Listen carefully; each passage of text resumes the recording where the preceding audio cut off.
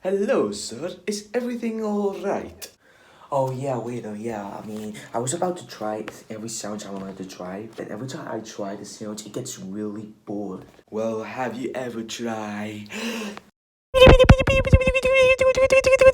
this? What is this? It's double sandwich with fried tomato. I am not eating that. Try it. Alright, whatever.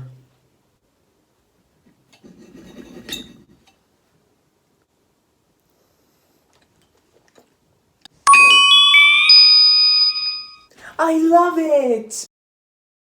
How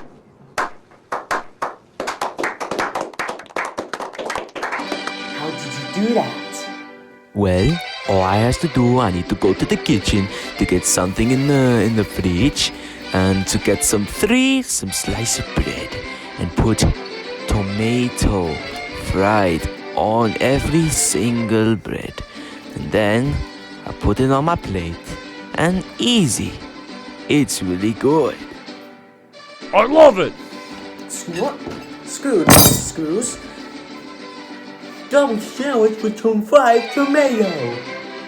Double sandwich fried tomato, only for $4. Double sandwich fried tomato made in Madrid, Spain, made by Daniel Becker since 2020.